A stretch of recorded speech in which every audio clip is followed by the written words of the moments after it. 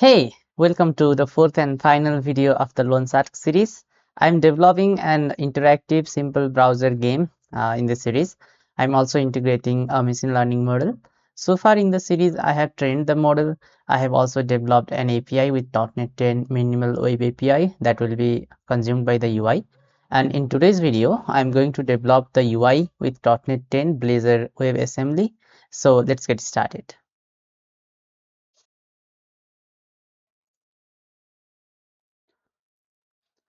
I have maintained the tasks required to complete this project in the to-do list of the README file. The README file is part of the repository for the game. So far, I have already completed the first three tasks in this to-do list, and today I'm planning to complete both of these tasks. So the first pending task is to create the browser-based game UI. And as I mentioned earlier, I'm using .NET 10 with Blazor WebAssembly for this. So just like any .NET project, I'm creating a new project with .NET new command. The template I'm using is Blazor Webassembly, Blazor WASM for short. And I'm going to give name. The project is lonesack.ui. Oh, maybe there is a typo. Okay. Yeah. So with this command, I have created the project. Let me just quickly. So what are the files that are created with this command? So this is the project structure of the UI. We have the layout folder where we will have some reusable layout components like the nav menu and the main layout. And in the pages folder, we have the pages that will be rendered in the UI for different routes. So the page will have this page directive, which will define what is the route that we need to render this page. And we have four pages so far: counter, home, and weather, and then the not found page for generic routes, which will not render any of these three pages. And the home page is the default one because it's the default route. Um, and in the home page, I mean, all of these pages will be rendered with this layout page. And in the layout, we have this nav menu. And in the menu, we have these different links to go to different pages, like the counter and the weather page. And when you go to the counter page by this route, we will render this page. And when we go to the weather page, we will render this page. So these pages are given to us to demonstrate some basic functionalities of the framework. For example, in the counter framework, we have this code embedded in the Razor file, which is like the code behind if we think in terms of Razor applications, Razor components. And this is supposed to demonstrate the client-side interactivity provided by the Blazor framework. So in the on-click handler for a button, we have this increment count. And if you see, the increment count is actually a function or a method, if you will, that's written in C#. So the magic of WebAssembly is that we can run this C# code in the browser itself. So we don't need a separate server compute for this. This C# code will actually run in the browser. And this is why Blazor WebAssembly is so useful for someone already experienced with .NET with C# in the backend. All right, so with this, what we are trying to do should be pretty much clear already. So current count is a variable that's also in the code behind. So it's also a C# variable. And with the increment count handler, we are just increasing the count, the value of the current count. And in the UI, so this, you can think of this like the HTML part. So in the UI, we are just showing the count here, and when we are clicking the button, we can just use this C# method to increase the count, and it will be like instantly reflected in the UI. So this does not require any network hops or anything like that, even through SignalR. So we can also use Blazor with server-side rendering, which will depend on SignalR to do this kind of communication to and from the server. But in WebAssembly, all this is in the browser itself. So there is no network hop when the button is clicked and the count is increased. All right. And in the weather page, this also demonstrates one other function. I mean, it's basically trying to just show you how we can call the API from the UI, which is very important for us because we have the machine learning part already developed in the API, loanshark.api, and I obviously need to call the API when developing the gameplay in the UI.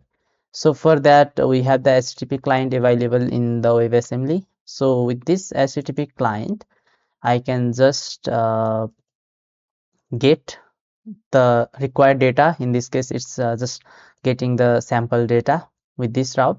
But the thing is, this is already publicly hosted in the www root folder, so it's not the best demonstration, but it's good enough. So I mean, even if it was available from some server, then we would just change the route. We would just point to the API's base URL. And yeah, and then it's just like HTTP client we use in the backend, so it's pretty straightforward. Yeah, and in this page we are just loading the data from the server, at least through HTTP client, even though not an actual server, and we are just displaying the data. So this is how the default files are created for us, and actually this is pretty much enough for us to start creating the gameplay.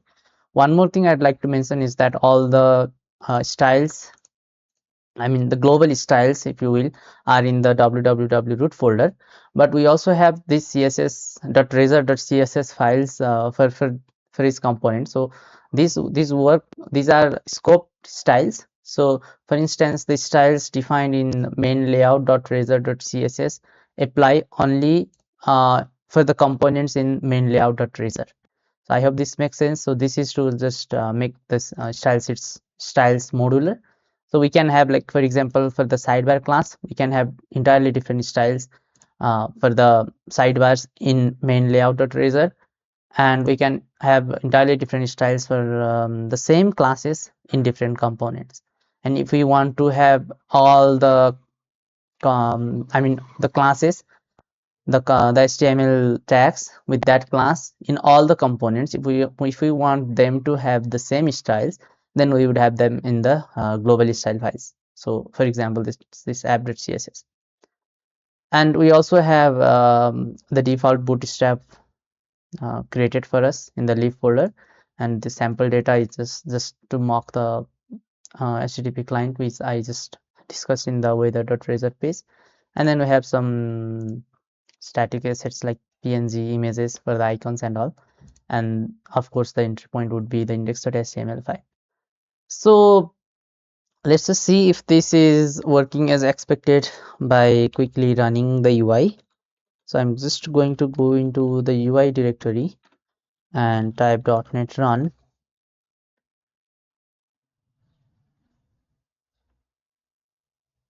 It's taking some time to build. Okay, now that's done. Let me just go to the URL here, and then yeah, here we can see the UI.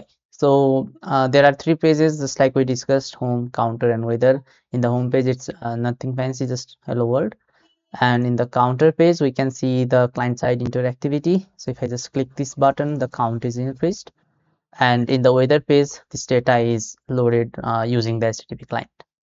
Yeah, so we'll just start from here. We will just remove whatever we don't need, and we will add on to the components and actually create the UI for the gameplay.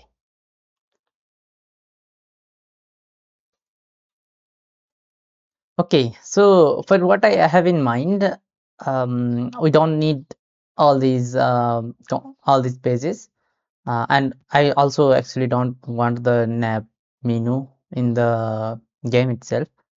So I'm just going to go ahead and then refactor some of the pages here as well as the layout components. So the first thing I'm going to do is to just make some changes in the layout.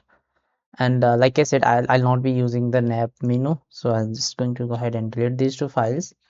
And I'll obviously, yeah, so I think the using directives are also not correct. So that it does not actually know I deleted the nav menu. But that's fine. We'll just fix this as we go. right? Okay, so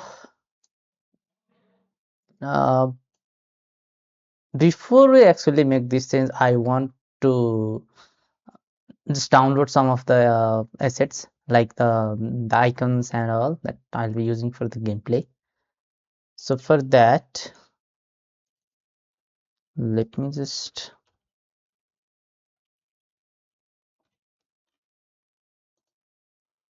okay. Okay, so I'm going to use something called hero icons. This one, heroicons.com. So this is where um, I will be like downloading all the icons from heroicons.com. And if you see, so for example, I can just copy the SVG for this icon, and I can just go ahead and paste that SVG in my Razor file, and it will just be displayed in the UI. So I don't need to like install anything. And this is why I just decided to go with hero icons. So as I go on developing the UI, you will see me just copying and pasting the SVG code for some icons, and all those SVGs are actually from the hero icons. um and I'll try my best to like mention what the name of the icon is, but yeah, I mean, if you just see me like pasting the SVG codes randomly, then all those are coming from the hero icons. And then I'm also going to use some other similar resources, I think from the same developers. So for the other one I'm going to use is called hero patterns.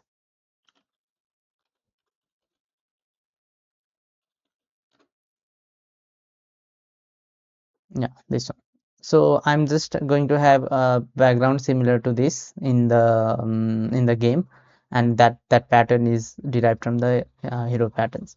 So I'm going to obviously give the links to the pattern in the README file as well when the repository is updated, and you can just get it from here. I think it's this one, but with different colors. So with that being said, I'm just going to copy the layout, the main layout from what I already have, and then I'm just going to replace it here. Okay, so let me just go through the layout. Okay, so um, I already explained like how we can execute the C# code in the browser through WebAssembly. Kind of similar, we can also have this JS runtime, and with this we can actually call the JavaScript functions in the .NET runtime kind of thing. So we can like have the C# code run in the browser, and similar to that we can also call the JavaScript functions defined in some scripts. We can call those in the code behind as well in the C#. So yeah, and in the layout I just have this nav component which I could have moved into the nav bar, which was there by default, but I didn't want to just create a new component just to have it here. And this is like the base route where I can just go with the click, and this icon is the home icon from the hero icons like I mentioned earlier, and I just have this icon where I can just click on the home icon and go to the home whenever I want. And this body directive is used to like render the actual pages. So when we have this main layout, all other parts are rendered in every pages, but the content of the actual page is rendered in wherever we have this body directive. So this is replaced with the content of the pages that we will eventually develop. And in the footer I just have these two links, and these are just icons, like for example for the GitHub link of the code for this game, I just have the GitHub icon here, and then for the this is just a link to my personal website, and here also I just have one icon copied from the hero icons. So that's pretty much it. Nothing fancy here. Okay, and then I also have this in the code behind, which may seem pretty bizarre. but this is also like doing nothing fancy. So what this does is, on after render async, means like after all the components defined in the layout is rendered, I'm just calling this init function, which is defined in the through some scripts in the JavaScript runtime. So this JS runtime is injected. So by inject, it means that this is injected to the IOC container, similar to the backends.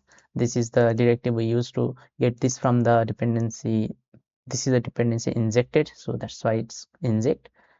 And then we can just use this method in invoke void async, because this does not return anything, and it's an async call, so that's why it's async. And then we also need to do await.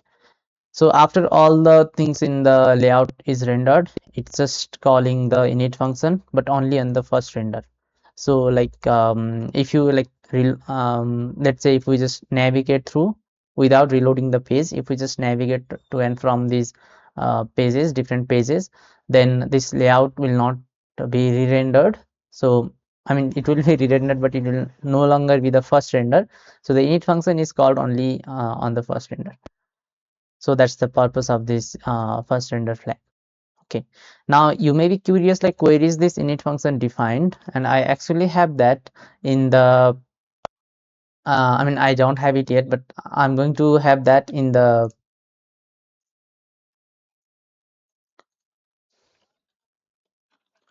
yeah. So I'm just going to have it created in this www root folder.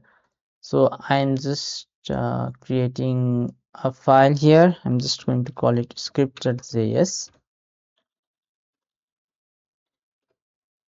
and just let me just paste the content of it.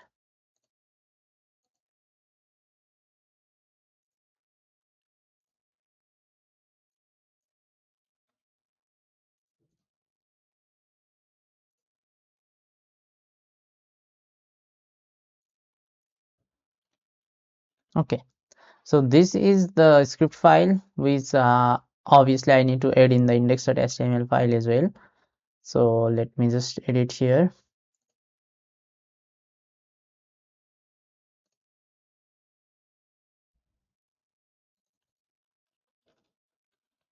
So just below this Blazor WebAssembly script, which is used for actually making the WebAssembly work in the browser.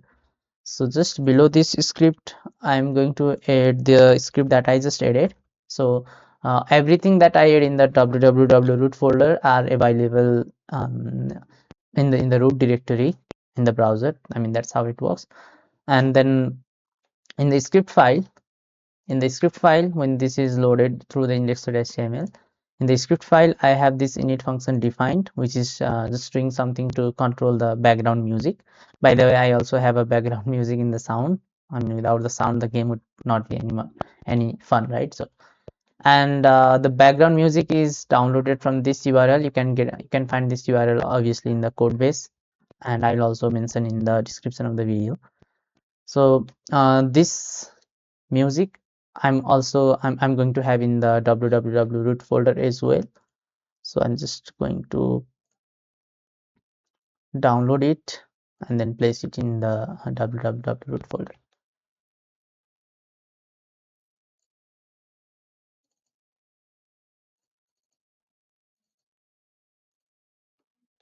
Okay, it's downloaded. So this is the background music, and the script is just trying to control this background music through a button.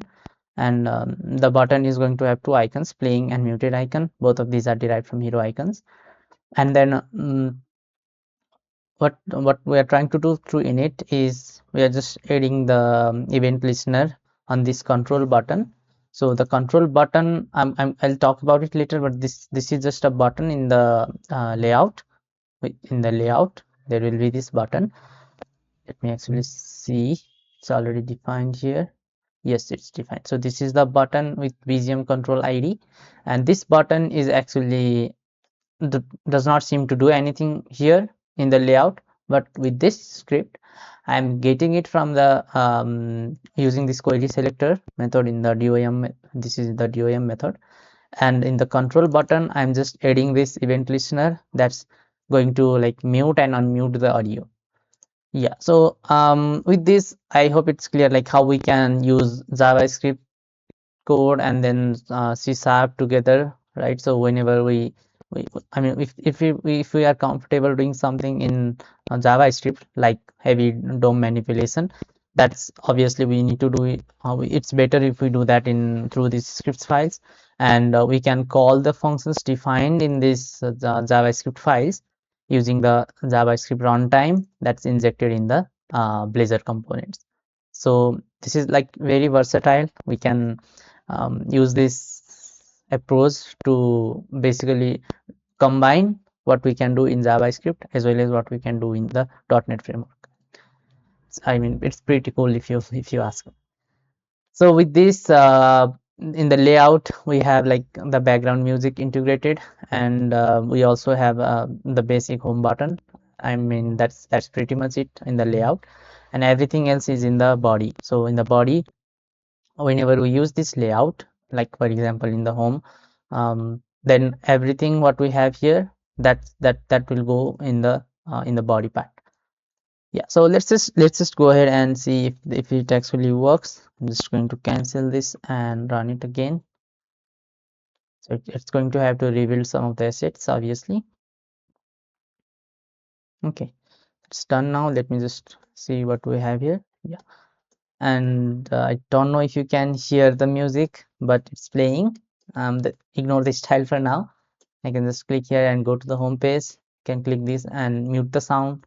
You can click it again and play it. Yeah, so this is basically the layout that I'm going to use for all of the pages. There will not be many pages because this is just a simple game. But this content from the home page will be replaced by the content relevant to our game now.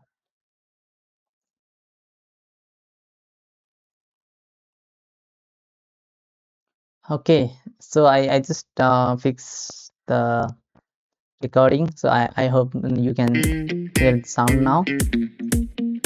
So this is the background music, and if I click on this again, the sound is muted. You can again play it through it. Okay, so one thing that you can immediately notice is that the style looks ugly, right? So obviously this is not going to please anyone. So let me fix that right away. I actually have a global style already created. I'm just going to copy it, um, and then replace it here. It's going to replace the default style provided to me with these styles. So I'm using this font, Fridoka font from Google Fonts. So you can get this font yourself if you like it. And for the colors, I'm just using these three colors: green, blue, and red. And I'm also for the background, I'm using this cream type of color.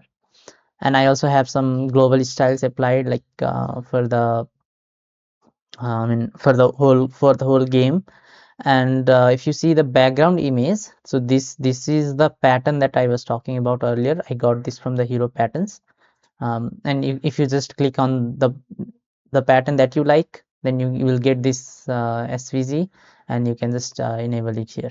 I mean, you can just copy and paste basically. So this all you will get all this style from the hero patterns website.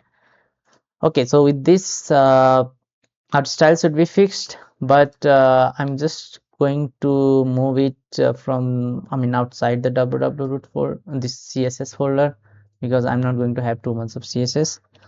Let me also rename it to styles.css, and I'm actually going to delete this folder, and I'm not going to be using bootstrap, so I'll just go ahead and delete the leaf folder as well. Also, I don't need sample data anymore. Let me see. I don't need this icon. I don't need this as well.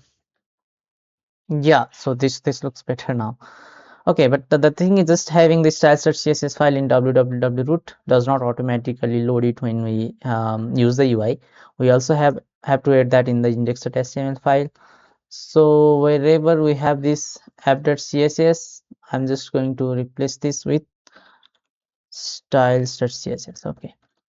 And if you see, there is one more style added, this loansack.ui.styles.css. So this is actually the combined CSS file created by the framework when we build the application using all these component specific CSS files.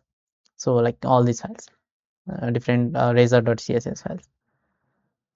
Okay, and I think I'll also have to replace the this layout CSS file. So I don't need all these default style. I'm just going to replace with what I need. Yeah, so just basic styles actually to just to make the footer and header sticky. So with this adjustment, let me see how the layout actually looks right now. I'm just going to run the UI, and I have actually, okay, so this is how it looks, and it says some error occurred. It's fine. Oh, and there is also like a subtle animation in these links. It's fine. And with this, I can go to the home button. This is the same mute and unmute button, and it says some error has occurred. I don't know what could be the error. So let me just open the DevTools here, and in the console I can see. Let me see if I can actually see the error. Okay, it's trying to load the bootstrap from somewhere, so it's not getting that. Okay, that's fine. Let me close this. Let me go to the index. So okay, so here we are trying to load this bootstrap, which is no longer there. I'm going to remove this. Okay, and then what do we have? What do we have? Also, I don't think I need to show the progress, so I'm just going to replace the index.html file as well. Yeah, so this is what we need actually, just basic, nothing fancy. We don't need too much of too much components here. Okay, so this should like basically be a good starting point for the layout at least. Uh, yeah, yeah, this looks good. So yeah, so layout is basically done. And then before we just move ahead, I'm just going to delete these pages and counter, and then I'm also going to make some changes in the program.cs file. So actually, whenever we load a page, even like whatever we have in the layout, so even before everything is rendered, we actually execute all this code in the WebAssembly in the browser itself. So this program.cs file is like the entry point for the servers. This is also the entry point for the UI, but all this executes before we load any page. I hope that is clear. So in the entry point in the program.cs file, we need to make some changes as well. I mean, not many. We just need to basically change the URL because we don't have this, right? So let me just make it more clear to see. Okay, yeah. So oh, what's this? Yeah. So if you see like the outlet, I mean whatever we make changes in the like page title and all in the head component, that should be mentioned it like this. And for the root component, we should have something, have an identifier here, so that in the index page it can just go ahead and modify on that. So in my case, it's just the body element. I'm giving it an ID of app, and in the program.cs file I have that here. So whatever components I'm trying to render will just go ahead and be rendered in the body, inside the body. So for now, I mean the only change that we need to make is in this HTTP client, but I don't want to go ahead and do that right away because we have some more things to do before we actually use the call the API.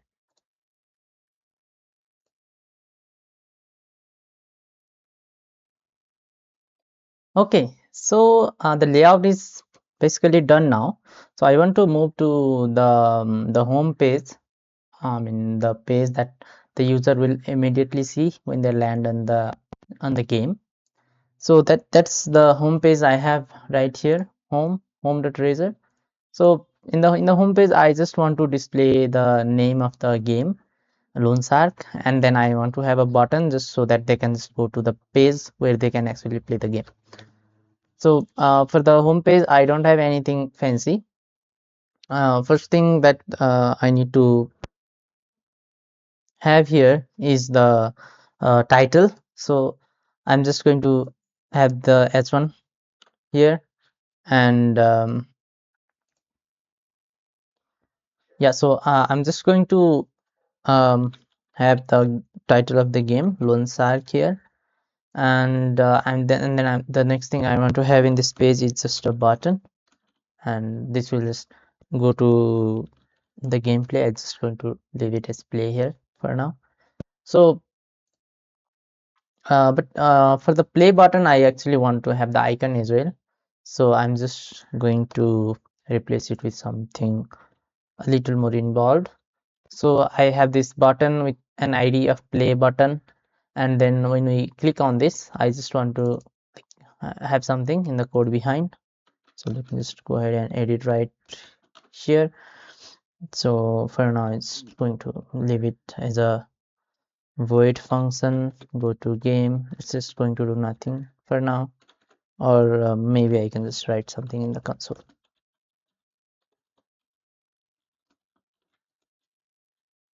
Oh,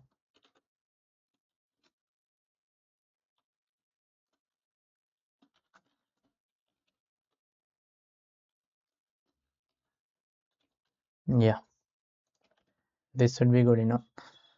And also for the page title, so this is supposed to like change the title of the page every time you change a page, and that's actually this one, the title attribute of the head element. But in my case, that does not actually matter because every page I go just will be for the game itself. So I'm just going to remove this element from here. Okay. Yeah, and I think this is good enough for the home page. Let me quickly see how it looks.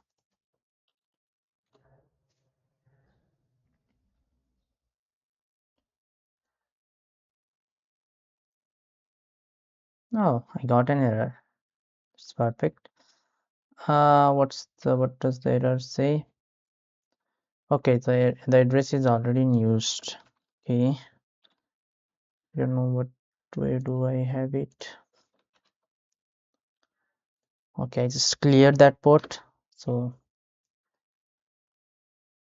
okay, yeah, it. Okay, so now we can see. I mean, the layout is also making much more sense now because I cleared the index.html file, and basically that error, some error occurred or something like that was part of the index.html file. So when we clean that, we just clear that off as well. So that now we have this, and we can also see the title of the game here in the tab bar, and then I mean the button is there, but it's basically not going to do anything other than showing in the console what whatever we just added in the code. So one interesting thing that you can see is that the console that we use in Blazor WebAssembly is actually the console of the browser, not the console of the host which is serving the application. Because I already said like everything will run in the browser. There is no way for it to like log into the host console. So yeah, so the console, when we say console in the WebAssembly, this actually means console of the browser. Okay, so this is I think good enough for the home page, except the styles are still off. Like for example, the button looks off, right? It's not probably supposed to look like this. Actually, I want to make it green, and we already have the green color, right, defined here. So I just want to use this green color for that button, and for that I'm actually going to scope the style only for this component, and I'm just going to create a new file, home.razor.css, and I'm not going to actually write all the styles. I'm just going to copy it and then paste it here. So this is like for the game title, which is supposed to be this thing. I'm going to give it the ID of game title. Okay, for the game title, um, I'm just increasing the, I think I'm decreasing the font weight, and I'm setting the font size and margin, so things like that, and it's going to be the blue color. So if you see, I'm just using the CSS variable, and I have actually defined those in the global CSS file. So in every CSS file that I use, like for each component, I can still use these variables because these are global, so I can access these everywhere. But whatever I define in, let's say here, that I can only use in this style sheet. So, or maybe something that's being rendered in this component. So it's like scoped. Okay, and for the home.razor.css, I also have some styles applied for the play button. Basically, I'm just applying the green color that I wanted. And in the smaller screens, I'm just making the game title a little smaller so that it just fits the width properly. Okay, so with this style applied, let me just see how the home page looks now. I'll just refresh this. Yeah, okay, so this looks different at least, and it's better in my opinion. So this is the title of the game, and this is the play button that we have. So when we hover over it, there is a subtle animation as well. The outline also appears, and I mean there is no function attached to the button right now, so it just uh, it just shows says go to game. So whenever I click, it just says go to game because that's what we have added in the uh, event handler right here. But as we go on developing the game, I'm just going to create a new page for the gameplay, and we actually navigate to that page when we click on the button go to game.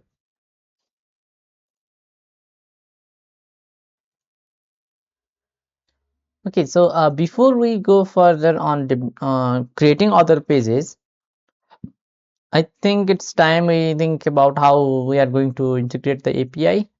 So if you remember, in the API, we have these entities for the observation and prediction, and there are only like two endpoints in the API. One is going to generate the data, which will return these loan observations, and the other one is going to predict for the observations whether that loan will default or not.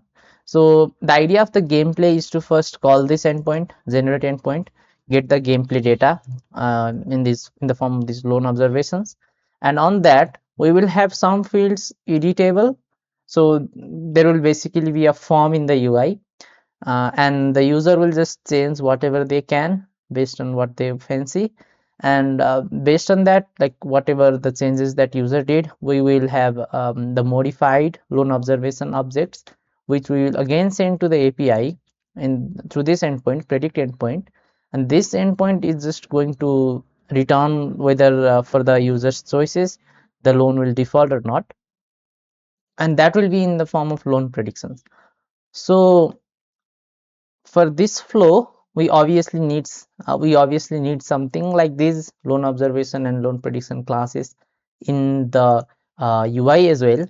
Now we could have create a different shared project that's also doable and is a very um, useful pattern which is also widely used. So we can have these entities in a separate project, and then we can use the same classes in API as well as in the UI. So if we have like a lot of entities and DTOs, that would actually be a favorable approach. But in this case, I'm just going to create new classes because there are only two classes to create. And the main reason is we are using these annotations from the Microsoft ML data namespace, which depends on this Microsoft.ml, ML.NET framework, which is used for machine learning and related tasks. Since we don't plan to do any of these in the I mean any of the machine learning in the UI, I'm not going to burden the project with these dependencies. So I'm just going to keep it as it is here in the API, and for the UI, I'm just going to create these new classes. Okay, so that being said, let me just create a folder in the UI as well. I'm just going to call it entities, similar to the API. And instead of loan observation for the game, that's actually the details of an applicant. So I'm just going to call it applicant detail dot ces, and I mean the fields are basically the same whatever we have in the API. So loan amount, rate of interest, and this, but the annotations are missing. Obviously, we don't need that. And then we have this earnable interest, salvage value, and on profit. So these are the added properties here, which are relevant only to be shown in the UI. So let me just explain what these mean real quickly. Okay, so just have them in the new line so you can see what the content is. Okay.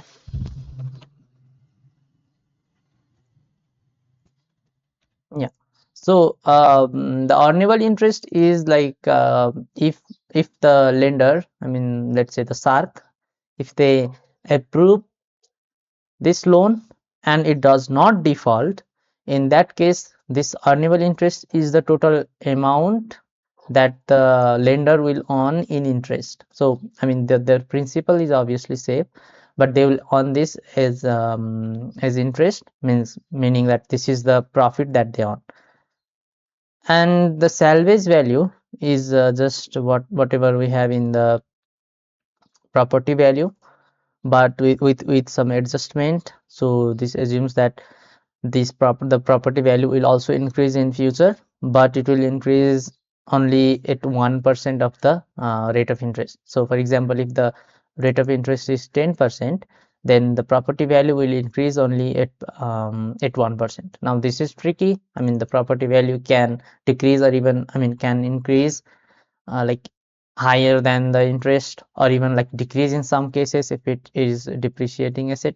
So it's tricky, but for the gameplay, like this is what I have assumed basically. And then if you see like the on profit should actually be like one of these earnable interest or salvage value if the lender decides to like lend the loan. So for example, if they lend and the loan defaults, then they will just be awarded the salvage value, and if they lend and it does not default, then they will earn their principal and the earnable interest as well. So this is to like make these calculations easier later when we display what was the outcome of their gameplay. So to when we display the outcome, we have to show this, and I have just added that in this entity so that it's easier later. Okay, so I hope this makes sense. The next entity that I'm going to be adding is obviously the prediction. For the prediction, I'm just going to call it loan prediction. The content is like pretty much the same, whatever we have in the API, status score and probability, although we will not be like using these. I think the status is enough, but I'm just going to have them. Okay, and now that I have added this, so like when we think about integrating the API, like calling from the API, so these applicant details, like whatever number of applicants that we want to load in the game, right? So these details would be loaded for all the applicants, and then the user will like go through each of these applicant and edit the fields as they please. Then when they submit all the details, then we'll go to like the API again in the predict endpoint and get the predictions, and based on the predictions we'll compile the result and show them to the user. So that's pretty much it. But all this data will be global, right? So because we may need to like share them among the pages, so we can manage that global state of the game in a lot of different ways. But for this game, I'm just going to use a simple service. I'm just going to create a class that I will add in the add as a service, and through dependency injection we can use that wherever we require, and it will always be like maintain the state. Even if we change that state from one page, that will still be preserved if we are navigated to the other page, as long as we don't reload. Okay, so for that I'm just going to create a class called game data. So this is like this will serve as the global state of the application, and in the game data I'm going to have some state as well. So of course I'm going to be using the entities. So loan shark.ui entities, and the namespace I'm going to give this is obviously loan shark.ui. Okay, so I'm also going to have a game state. So basically, like when you go through the gameplay, I have already explained game the flow of the game. So when you go through different steps, I'm going to maintain the state of the game. What is the global state of the game? So waiting is like the default one when we just load the home page, and when we just load the applicant details for all the applicants, the state is going to change to applicants loading. If this is successful, it will change to applicants loaded. If this fails, it's going to change to applicants failed. And then the user will, when the state is applicants loaded, the user can actually play the game. They can make changes in the details obtained from the API. And then when they are done, they will just click one button, let's say calculate the results or something like that. Then the state will change to predicting, and this is when we will call the predict endpoint in the API. And if that is successful, the status changes to prediction success. If it fails, then it will change to prediction failed. So, and we can use this state like anywhere in the application to show the status of the game or something like that. Okay, and now the main class. Now the main class of the game is obviously the game data. And if you see, I have this as a dependency API. So this is supposed to like integrate the backend, the API that we call through a separate class API, and this is pretty similar to game data. We'll just register this is a dependency and then use it wherever we require. I think this is the only class that will be using this as a dependency, but that's fine. Yeah, we don't have this class defined yet. We will do it later, but for now this is just equivalent to the HTTP client. So I'm just going to rename it to HTTP client. So let me just, yeah, okay, so this is just an HTTP client. Okay, and then so we have some fields here. You notice that some of these are private and some of them are public. So obviously the private fields are protected, so we cannot just go ahead and call the API from like any other parts of the code base. But the state is public, so the state is basically this thing here. So what's the status of the game right now? If we want to show that in the UI in some form, then we can do that. But we can only get the state, not set it, because the set would be done like through different states through the game data class. And the total applicants, like the number of applicants that we want to show in one game play, that's 15 for now. We can obviously change this if we need. And then there is this balance and lent amount. Let me just explain what these do. So what I have an idea is like we cannot let the lender lend an infinite amount of money because that is unrealistic.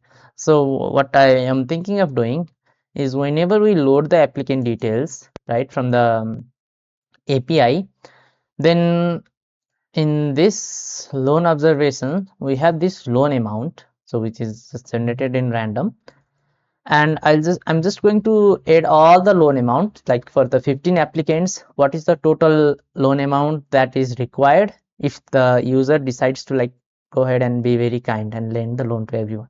So if the user decides to do that, I don't want that to be possible. I want them to think and decide like which loan to approve and which loan to deny. So for that reason, what I'm going to do is I'm just going to like sum all these, right? All the loan amounts, and I'm just going to allow only 80% of the total to be lent. So the user is forced to think, like they need to decide which loan to approve and which loan to deny. Okay, and in the gameplay, like the applicant would be shown like one by one. They cannot just decide this by looking at the all 15 applicants. So they need to like make decision quick, but then they can it's possible that they'll regret that decision later when they see a more lucrative offer, right? So let's say for the first applicant, they just decided to say, okay, I'm just going to lend the loan for this applicant, right? And then they just run out of the balance at the 14th applicant, and it may turn out that the 14th applicant is actually um, more likely to like return that loan than the first one. So that also could happen. So it's like kind of simulating an imagined reality basically. So this is the purpose of this balance, and lent amount is just going to track the amount that the user has lent so far. And so when and like the score, the outcome of the game would actually be what is the profit that they earn, and the profit would be calculated based on their decision. Like if they lend the loan and it defaults, then they will earn the salvage value, and if they lend the loan, it does not default, then they earn their interest with the principal, which I already explained. And if they do not decide to lend the loan, then they just do not earn anything. So it's like mute. And based on that, like the more profit they earn, the higher their score will be. So that's the idea I have. And if you see when we load the applicant details, so the state immediately changes to applicants loading. I mean, if we want, we can use this state to show, for example, a loading indicator or something like that.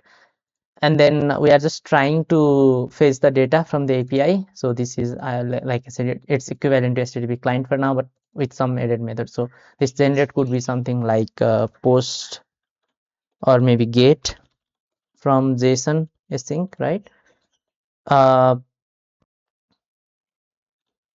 and then we can have like the applicant details.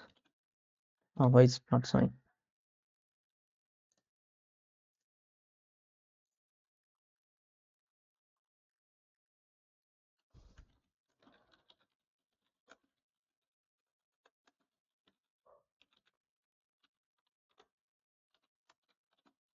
Yeah, we can have something like this, right? And then we'll just get the we'll just send the base URL here and then just get it. So for example, we can have like the API, right? And then generate and n equals to total applicants. So something like this. So and I'm just planning to like wrap this part in a different method, which is the generate method in the API class. So we will just do it later. For now, we can just think of it like that. Okay, and then after we get the applicant's detail, I'm updating the balance to the 80% of funds, which I explained. And then if all this is successful, the state is changed to applicants loaded. But if this fails for some reason, for example, the API not being available at the moment, then we are just um, logging this in the console. Remember, this console will be the browser's console. And since we are console, I mean, we are logging to the error, we'll see an error in the browser's console.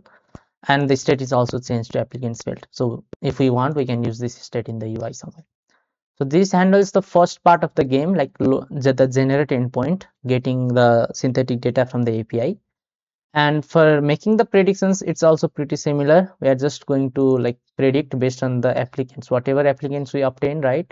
So the idea is we will get these applicants through the generate process, and then in the gameplay, we will allow the user to make changes to these applicants, right? And whenever these applicants are changed, we are going to call this predictions, make predictions method, and that is going to take the same object, this same list of applicants, and it's going to call the predict endpoint. And with the prediction, right, so with these predictions which is public, we can just go ahead and show the result like based on whatever way we want to. So that's the idea. And like if we want to start a new game, then we obviously have to clear these applicants, balance, length, amount, and predictions. So all these four objects are reset when we call this reset method.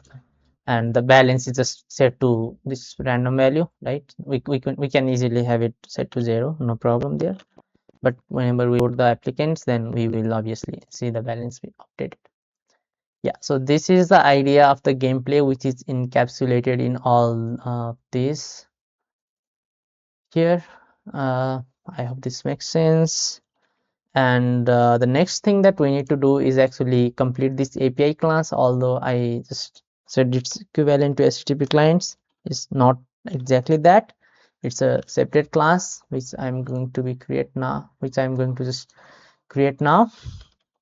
So just in the loneshark.ui folder, I'm creating a new file called api.cs. Let me just quickly have the content here. And this is like pretty much what I explained. It's just a wrapper around HTTP client. Okay, we are just getting a base address for the API, and we are creating creating a HTTP client using that base address. This is a private field, so HTTP client can be used only inside the API. And this is like the exact code that I had shown in the game data class earlier. So we are just wrapping the same thing.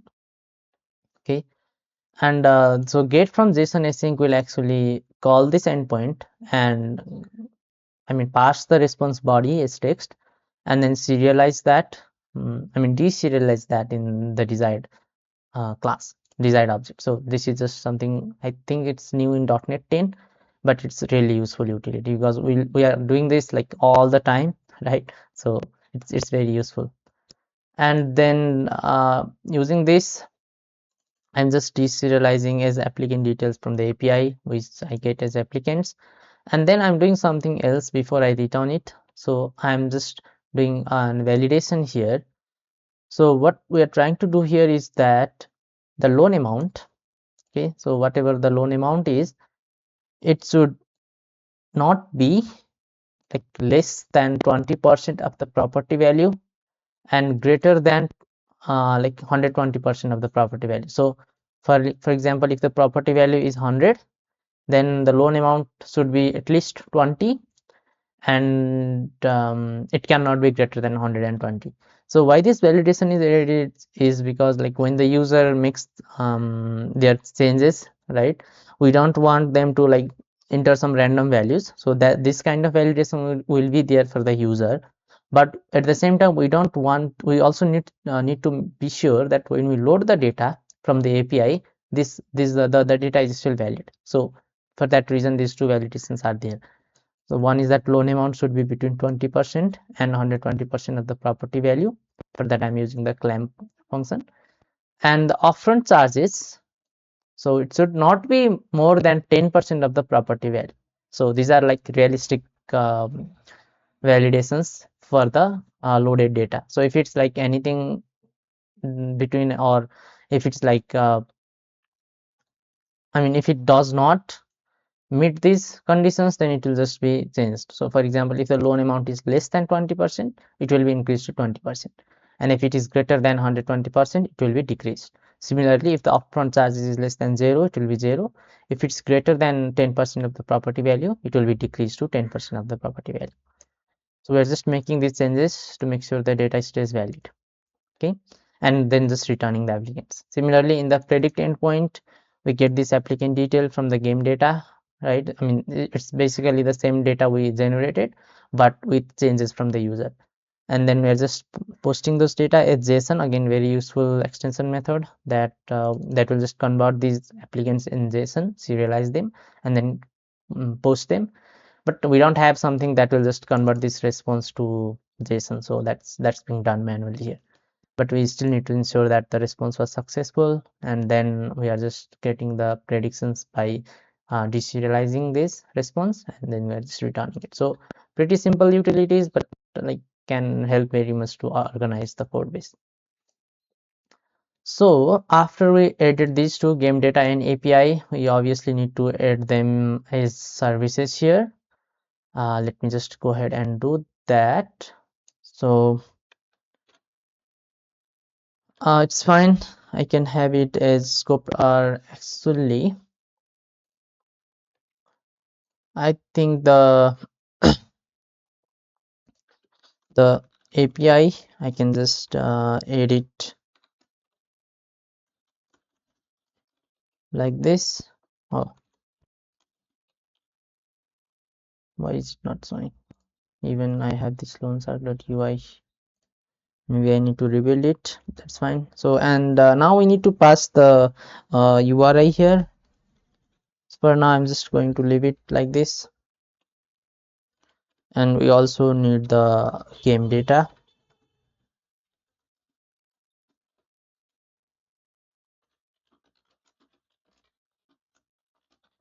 Okay. So let me just rebuild it so that it can actually, the IntelliSense can actually work. Okay, it should be game data.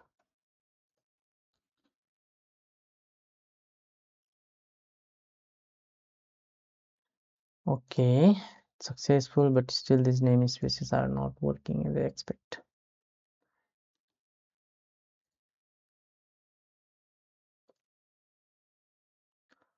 Okay, so I think the reason the IntelliSense is not working is probably because I have not added the project in the solution yet.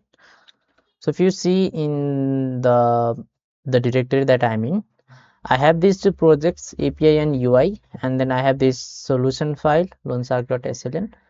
But I don't think the UI is added in the solution file. So let's just fix that real quick. .NET solution add loneshark.ui project. Okay, it's added to the solution. Let me see if it fixes. Yeah, and it does. So now, yeah, so now the IntelliSense is working as expected. Perfect. And now we have actually at least tried to add the API, but notice that we don't have the base URL yet. Right now, we can get this from a lot of different options. For example, we can get this from the environment of the host, which is not very practical for the WebAssembly environment. So I want it to be obtained from the configuration. So I'll just do builder.configuration, and what to give it. So I'll just leave the name as API base URL, and I'm just going to force it to be non-null. But now the real question is, where does this configuration come from? Okay, in the server environments, like when we are doing .NET APIs, we have this app settings file which will automatically be loaded based on the environment we have. But since we are doing a fully client-side rendering, so that's actually not that straightforward. We can still use the app settings file, but we need to have that in the www root folder, or we need to like fetch that from somewhere else, which is even trickier. So for that reason, I'm just going to create one here, app settings.json, and I don't need anything else. I'm just going to have API base URL. Okay, and for now, it's just going to be whatever the URL of the API is for me. So I'll just leave it like this for now. Okay, but I still want to be like able to replace this based on the environment that I deploy this for or build this for.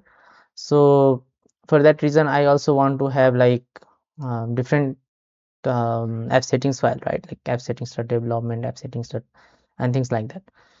So we can set it up, the app settings development and all, and then load it based on some value during the build time, we can use that particular app settings file. But that's not that straightforward. We need to make some changes in the project file. We need to add some like the targets and all, so that something will, I mean, the app settings file is replaced during the build time. But I'm not going to go ahead and do that right away. For us, I mean, just for demonstration, I'm just going to change this API based URL in app settings section, and that will be loaded in the builder.configuration, and I can just happily use that API based URL. And obviously it's possible to do the simpler version of changing this before we build the application, so that it actually points to a remote URL if that's ever required. Okay, but like what's going to, okay, so what's going to be the base URL now? For that we need to like coordinate with the API as well. So let me just see what we have here in the launch settings file for the API. And you know what, I don't like this multiple profiles things a lot, so I'm just going to go ahead and then change this. I'm just going to probably only use the HTTPS profile. So let me just replace this real quick. Yeah, this makes sense. So I'm just going to use the HTTPS URL. It's better, I think, to just have it here. And while at it, I'll also just make sure that here I don't have multiple profiles. So let me just go ahead and delete this. Okay, perfect. So I think I mean this is all well and good, um, right? But the thing is, like, we are now in a different domain, right? So because this HTTPS URL is in a different port, 7097, and we are calling the API with a different port, so there is a possibility that we'll get cross origin issues. So I'm just going to go ahead and add the course policies here. Can just edit here, right here, course builder dot services dot add ports, right? And then I'm just going to add default policy.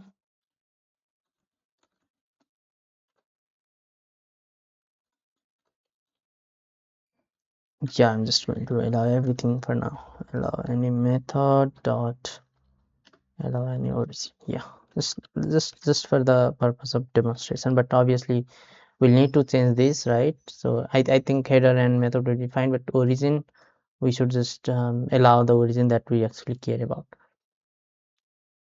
And then we also need to use the course.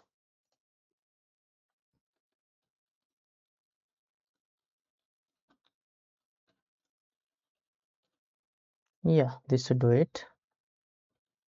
And then what did I, yeah, okay, so I think I will just, yeah, maybe I'll just edit here, allow origins, and whatever we had in the for the front end, is it this one? No, 7097.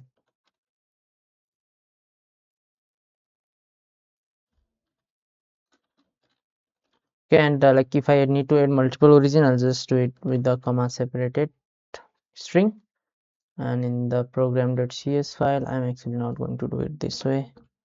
So our origins equals to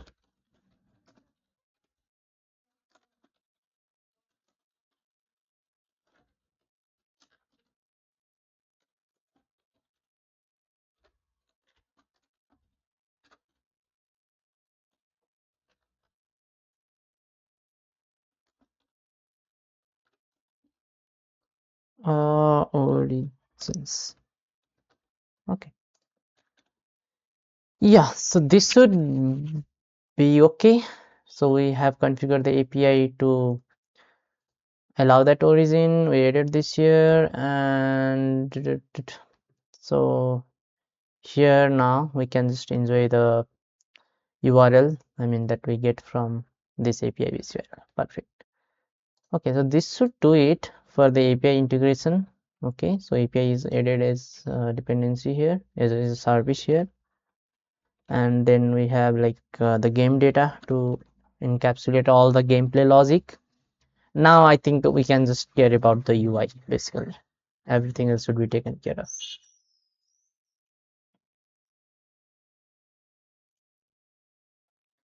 Okay, so I think I have already done the hard part. So now we just need to add some more pages in the UI.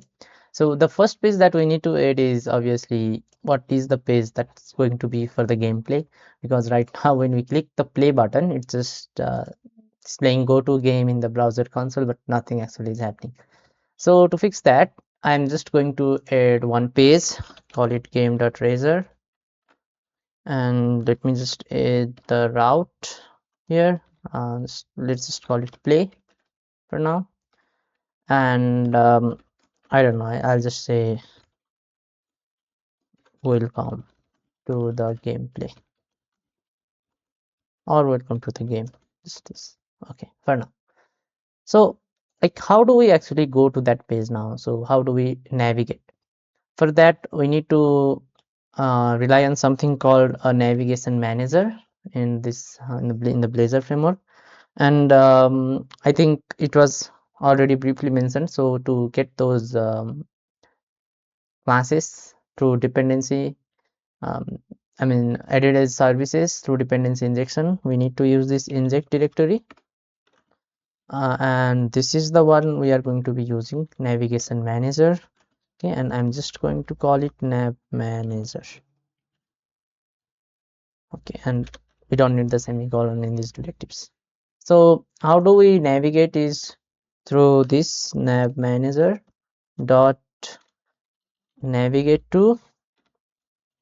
Okay, and then we need to give the URL, which is just compared to the base, it's just play whatever we added in the game page, right? So this is the route we want to go to, play. But before we go to that, right, before we go to that page, we need to, I want to be sure that the data is loaded. So if you remember, we have the game data class, which encapsulates the whole game flow, like the whole gameplay is a globally available class, so that we can access this game data from any page and the state is preserved. So I'm just going to inject this as game data. Okay, again no semicolon, and I'm going to make sure that the game data is first loaded. Okay, and then if if the state is applicants loaded, only in that case I'm going to navigate. Okay, so I mean if it fails, like I am the ideal implementation would be to like show some toast notification in case it fails to load, but for now I'm just going to skip that. So I'm going to just navigate only if the data is loaded. So let's see how this looks very quickly. Let me just go to the UI and then .NET Run, and I'm also just going to enable the sound for now so that you can hear the gameplay sound. Okay, so let me just open it here, and I'm also going to open the console so that we can just debug. Okay, it's here, and now I just click on the play button, but it did not work, right? So it did not actually go to the page, the play page. So what happened is actually obviously the API is not up and running, so it says that connection refused. Don't know if you can see this clearly. Yeah, is the zoom level okay? So it says like get failed because connection refused, and then applicant failed. So this is what we have actually added in our code base. So if we go to the game data here, okay, then in the game data when the applicants, I mean, when you fail to load the applicant details, we have specifically added this line to log this as an error in the console, applicants failed, and that line is executed as this one. So the applicants failed, and whatever the exception was, you can see, but it's logged is an error in the browser's console. So it's like, I mean, it amazes me every time I see this. And obviously we have all this stack information and all, but basically the reason is because the API is not up and running. So I'm just going to mute this, close this, and I'm going to, let me just delete this one, create a new one, and then split this. Okay, so here I'm going to run the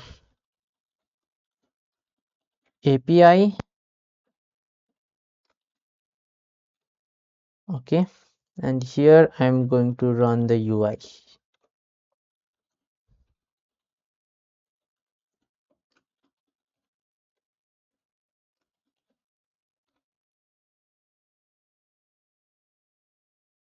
Okay, now let's see if this works. Close this one, and I obviously need the console. Okay, now we can see the screen. Welcome to the game. So this is the game play page that we expected to see. And if I go to the network tab, okay, so if I go to the network tab, you can see this that this endpoint was called. Let me new this one. Okay, so this endpoint was called, the generate endpoint was called, and if I see the preview, I got the details for the 15 applicants, right? And we can see like what was the data that we obtained from it. So this is how like we can integrate the API and all, like managing dependencies in Blazor WebAssembly. So it's like not that different from what we do in a .NET API, but we also need to take care of some things, because we need to remember that everything that we write is actually running in the browser. So I mean, the next step would obviously be to fix this, because this is not the gameplay. I mean, we cannot do anything here. So let me just close this, go to the game page, and at the UI that I have here. Okay, so if you see, I have added like a lot of code, but don't worry, I'll just explain as I go through this. So here is the UI, and the idea of the UI is to like show the applicant details one after the other. Okay, and the user cannot see all the applicant details at once. They will be shown like the first applicant details. Okay, so, and this is the UI to show the applicant details. Okay, I mean, not the applicant details, sorry. It shows which applicant is currently being shown. So it's like the index starts from 0 and this one starts from 1, and what is the total applicant, so that the user can know like how many applicant remains. And then we have the balance, which I already explained. In the game data, we have this balance. So this is the amount that the user can lend, right?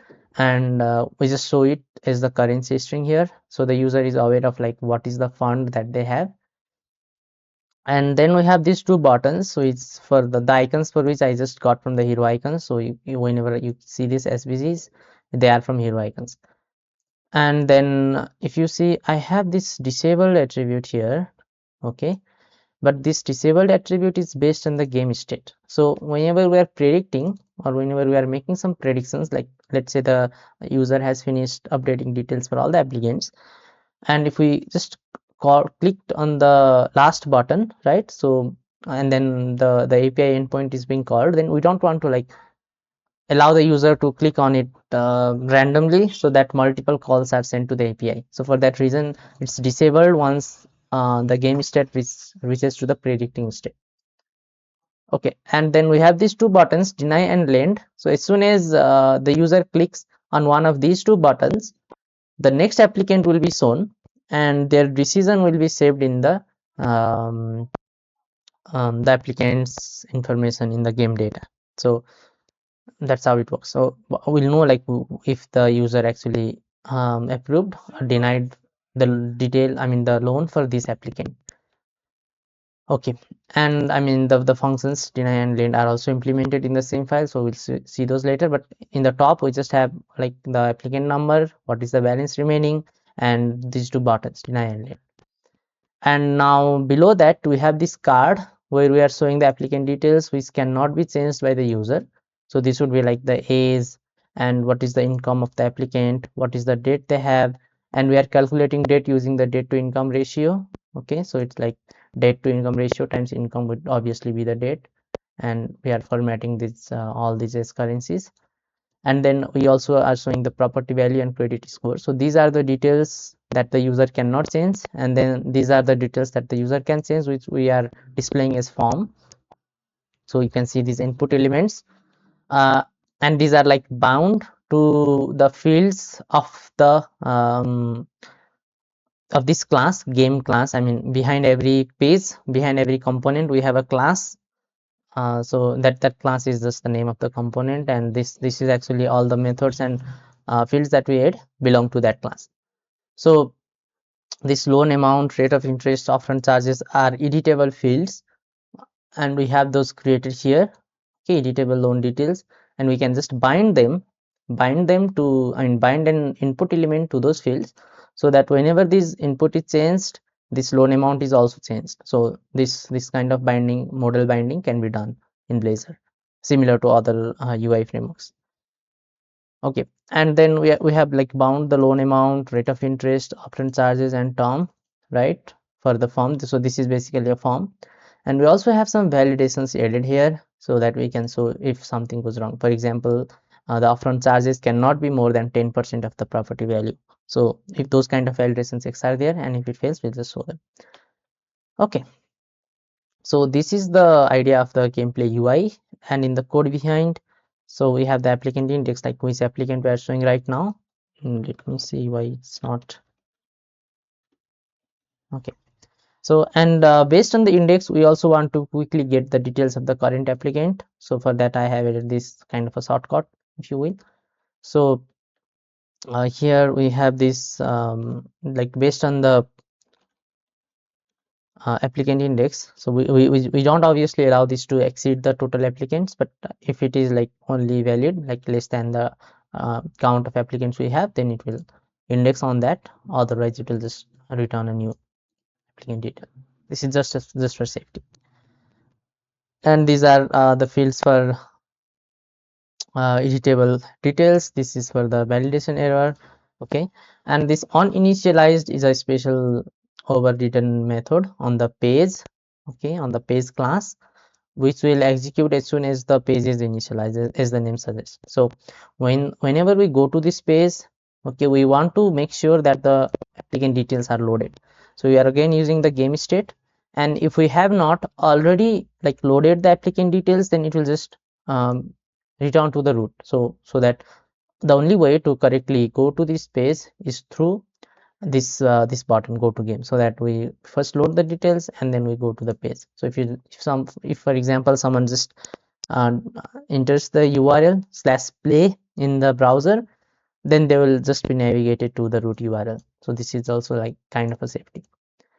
And if this is not the case, like if the applicants are already loaded, then we can just get the current applicant, which would be the first applicant.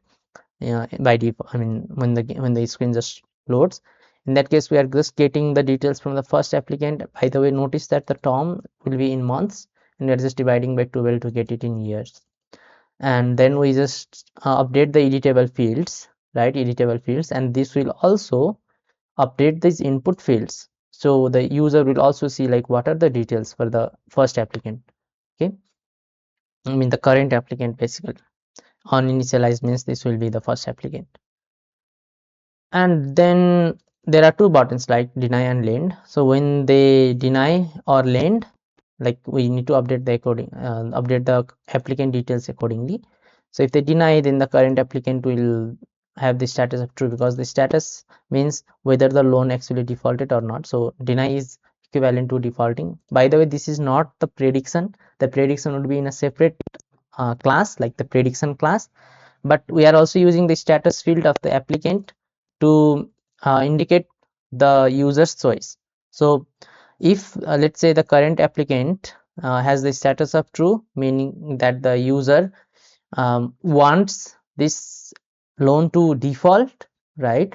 And then if the prediction for this also matches, like if the prediction also returns status true, that means the user has to win in some form, right? Because their prediction was right. And then if let's say when they lend, right, when they lend, then that means the status would be updated to false. Okay, the status is updated to false, meaning the user does not want it to default. Let's say in the prediction the status comes to be true, they have to lose, like they have to lose massively. So that's the idea. So that's why we are using the applicant status. Okay, and in any case, whether the user decides to deny or lend after the operations are done for the basic for the respective operations for the respective choices of the user, we are calling this next function. And in the next function, what we are doing is we are first clearing the validation error, and then we are we are just checking if this is the last applicant, because there is no next after last. Then if it's the last, then we are just going to submit and return. Otherwise we are increasing the applicant index and then updating the editable fields, so that this loan amount, this will be always updated to the by the value of the current applicant. Okay, and in case it's the last applicant, we are just doing the submission, which is obviously like to make the predictions, and if it's not successful, then it will not do anything. The ideal implementation would have a toast notification, but we are not implementing that here. And if it's successful, then it will just navigate to a new page result, which will show like what was the outcome of their gameplay and basically the score. But we don't have this page yet. Yeah, so this is the idea. The last thing that I want to explain is this lend function, which is just doing basic validations before making sure that the user can view the details of the other applicant. The first validation is checking if the balance is there, right? So when you click on lend, if the balance I mean the remaining balance is less than 0, then obviously it's not a valid decision. So you'll get this error, validation error, you don't have sufficient funds. So note that this all this loan amount and rate of interest, upfront charges, term, so all these editable fields are not yet committed to the applicant, right? Because these are separate fields of this of the page class, loan amount, rate of interest. So these are not details of the current applicant. Only after all the validation passes, only then we are updating to the current applicant. Okay, so we want to make sure that the data is valid, and only after that we are updating the current applicant. And notice that the current applicant is global state, so this is shared between all the pages. Okay, so the first validation is to see if the balance is enough. If it's not, I mean, it returns immediately, so no further checks are done. And if the balance is sufficient, then we need to be sure that the loan amount should be 220% of the property value, as already discussed when we are loading the applicant details, right? So the next validation is to make sure that the rate of interest is between 2 and 10. Again, like just a practical validation here. And then the upfront charges should not be less than 0, and it should also not exceed 10% of the property value. So this also it's self-explanatory. And then we have the term should be between 3 and 30 years. And also if this is valid, if everything is valid and if the amount is lent, then we want to make sure that in the global state the lent amount is updated. We add this the amount that's lent here for this applicant. And we also want to make sure that the balance is deducted. So this will like create an interesting effect in the game, and it will make the user it will force the user to think like they have limited balance, which is 80% of the total funds, right? So they cannot lend whatever they want, they cannot lend the full amount, so they have to make the decision wisely. Yeah, so this is basically what we have in the gameplay, right? And we have all these classes here: button group, top buttons, and then btn class is there, lend btn, deny btn, card body. But none of these classes are implemented in the global style. So this obviously suggests one thing, that we should have a scoped css file, game.razor.css. Let me just copy the content for that. paste it here. So we have just CSS for all these different classes in the gameplay UI. I'm not going to go through like CSS, but it's just to make sure that the UI looks nice. So let's just see how the page looks. Clear this, load it again. It will just load on its own time. Not sure. Okay, let's go to the play. So this is how the UI looks. This is like okay, let me just move this one.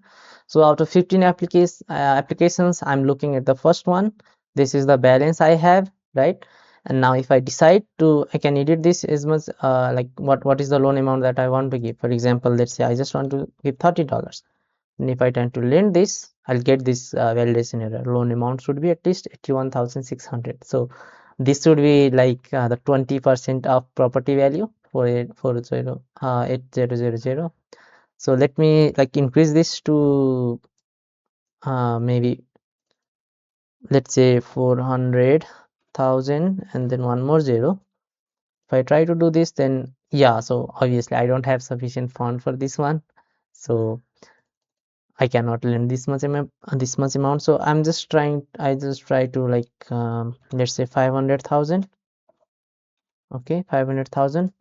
Then again I get one more error. It says that because it's more than 120% of the property value. So I'll just lend, let's say, for 50,000, right? And let's say if I just want, let's say I'm very greedy, so I want 15% interest, or let's say I even want like 75% interest. Then I get this error. So interest rate should be between 2 and 10%. So let's just make it 7.5, and let's say okay, I don't know if this user will, I mean if this applicant will pay my debt. So I just want to like collect a lot of upfront charges. So I'll just ask them to pay 50,000. Okay, then yeah, I cannot do that. So upfront charges should be like less than 10% of the property value. So I'm just going to collect 40,000. And let's say I want to get this in like 6 months. Then no, I cannot I cannot do it. Like the terms would be between 3 and 30 years. So let me make this very short. So like based on this, I also can say okay, whatever value I put, so if this does not make sense to me, I think the applicant will default anyways. I can just deny this, or I can like lend the loan. So notice that the balance is decreasing. I need to like make a decision based on what I have here. So if this balance is worth lending to this applicant or not. So for now I'm just going to lend it as long as I have some balance. Obviously I'm not going to be able to like lend to everyone. So this fund is not enough to just have to deny. This is also like slightly higher, right? So but I just want to make sure that this is like, let's say for instance, this is a very lucrative offer. Okay, so I'm just going to like 225,000. I have this much fund, so I'll just lend whatever I have.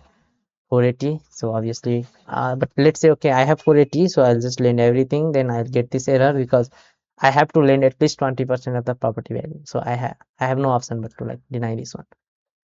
Okay, and then if I go to the result page, so that means I already made the predictions. Okay, sorry, I had to open this before I made click on the button. Anyway, so but this page is not yet implemented, so I get this error not found. But obviously the next step would be to implement this one.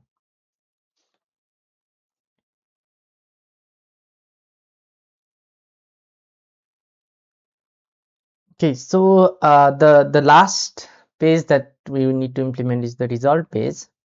Let me just close this one. And in the result page, I'm just going to, I mean, so whatever result we get based on the predictions from the API, and we also probably need to have the scope CSS file for this one too. So razor.css. Okay, and just going to go ahead and copy the content for the result page. So this is a very simple UI. We are just displaying the result we got. Um, so if you see like in the UI, I'm just showing the results summary in form of a card. So what is the loan amount that we sorry. So what is the loan amount that we lent? I mean in total, because obviously we could not have lent to everyone. So this is like this is just showing the lent amount in currency format. Remember that game data is a global state, so it's preserved between pages, and whatever lent amount we updated, oh sorry, I updated in the CSS file.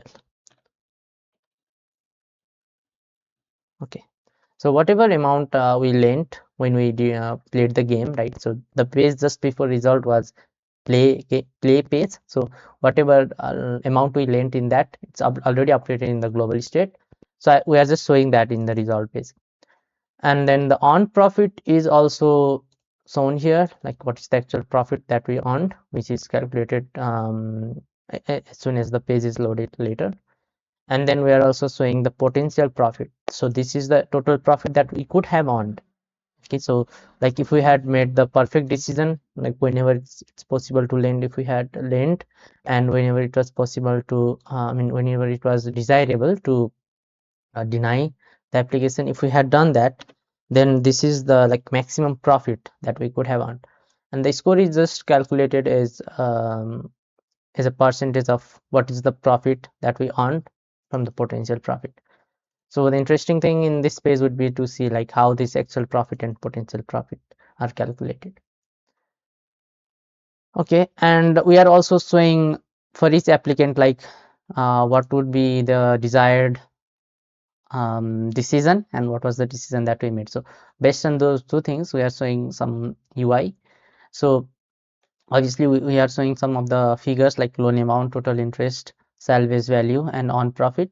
So these are like these are just the fields in the applicant. So loan amount is the amount that we lent or did not lend. Earnable interest is like I explained, if the loan did not default, then they would have earned this profit, and it's just the total interest of the principal based on the rate of interest and term. And salvage value is the value of the property after the term of the loan, and this actually is increased at a very slower rate than the principal, so it's like 10% of the rate. And on profit is actually like it could be zero, it could be the salvage value, or it could be the earnable interest based on the user's decision and the prediction. Okay, so like let's see how these are calculated now. So obviously the actual profit and potential profit are of interest, and we also want to see how this on profit is calculated. Okay, so on initialized means this code is this code runs as soon as the page is loaded in the UI. So the first thing is a safety check, like if the data is not already loaded, like if the prediction is not yet made, then we have to redirect to the root URL. This is like similar to the gameplay page. I mean, if the user just types in the route dot slash result in the address bar, then this is not going to work. They have to come from the play page. And then when they do that, that means the predictions are already made.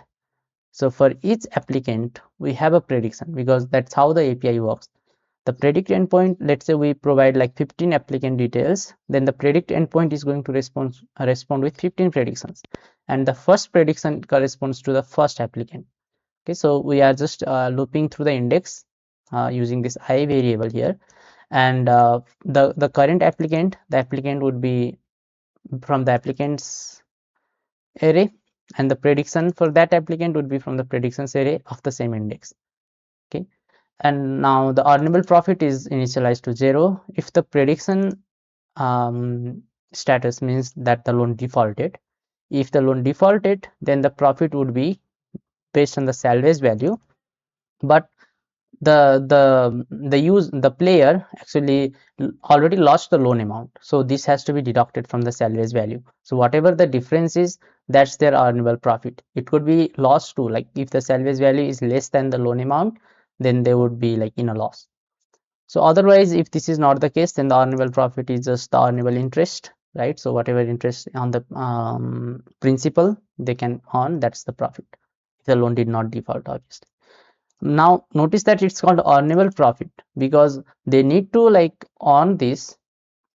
I mean, the lender would have earned this only if they lent the loan. They could have decided to like not give their money, right? So in that case, the earnable profit would like remain zero.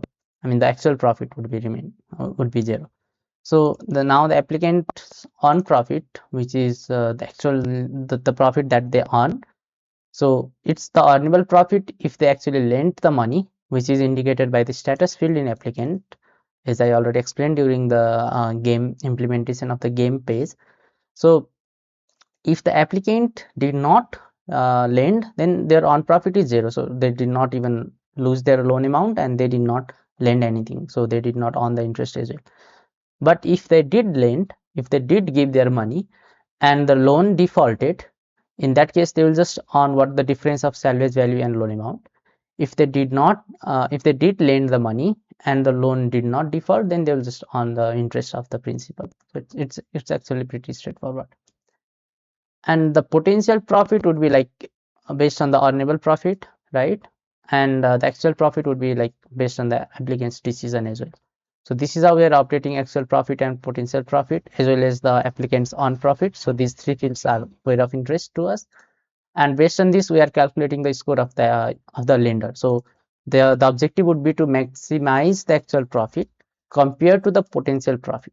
So like even if they decide to lend whatever they have, they need to make sure that their decision maximizes the actual profit. Okay, and then we also have some classes like save, missed, lost, and regained. So if like if the prediction was that the loan will default and the user also made sure that they do not lend their money, means their investment is safe. Now if the user decided to like not give their money, but the loan would not have defaulted, that means they missed on a chance, right? And then if they like decided to lend their money, but the prediction came otherwise, like the loan defaulted, that means they had incurred a loss. This loss does not necessarily mean a loss. They could have even made a small profit, right? Because if the salvage value is higher than the loan amount, then they would have made a small profit. And let's say the user actually lent the money, right? And then mm, the loan did not default. That this is the like best case scenario. They actually made a big profit probably. So that's why it says regained it. Okay, so but these are just classes. This is what we saw in the UI: save, miss, loss, and win. Okay, and I mean the colors are also updated based on this status. So that would be like in the CSS file, which I'm going to update right now. Yeah, so it's just like updating the badge colors based on the label. So if it's like missed or lost, it's red. If it's save or regained, then it's green. So green signifies win, red signifies a loss. Okay, so this is pretty much it. Now I think we can see like how the result page also looks. I'm going to close this, run this again. Let me make sure that you can hear the sound as well. Okay, it's loaded. Okay, so the game has started. I mean, this is the home page. So these are the links to like this is the link to the repository, right? If I just click here, then it will take me to the repository of this project, which is not yet updated with the code that I have made in this video. And in the about me, this will redirect to my personal website. So yeah, here it is. And then the home page is this one. This is to mute the sound or unmute. This is to play the game. I'm not going to spend too much time in the gameplay. I'm just going to link it until I can. Okay, to this balance. Okay, now I cannot. So I'll just deny this one. Deny this one as well. Okay, this is the result page. This is the page that we are interested in. Mute this. So this is the amount that I lent. Okay, and it's like 4 million. And I earned a profit of 7 million. But if I had like decided wisely instead of just lending until I could, then I would have earned a profit of 12 million. So I got a score of 61% because this is just 61% of the earnable profit. And if I want, I can just go like applicant wise applicant and see like where I made a bad decision. So I made good decisions until here, but I had a loss for applicant 5, 6, and 7. So that means I should not have lent in this case. So now notice that even though it says loss here, I actually made a small profit of 124,000 because the salvage value 911,000 was slightly higher than the loan amount. So this was the amount that I lost, but this is the amount that I um, gained from the salvage. So I still made a small profit. But if you see in case of applicant 6, the loan amount is higher than the salvage amount. So even though I could sell their property, I made a loss here. So this is an actual loss. So it could go either way. But even like this small profit is actually a loss because I could have saved this money and lent it to someone else and made a higher profit. So I made like loss in 3 of the cases, and let me see if I missed something.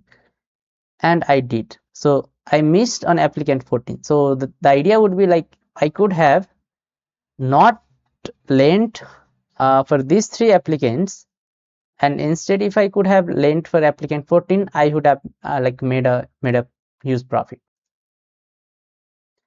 All right, thank you for watching the video. I really enjoyed building this game, and I hope you enjoyed watching the videos as much as I did enjoy making them. So thank you for watching, and hopefully I'll see you in the next one.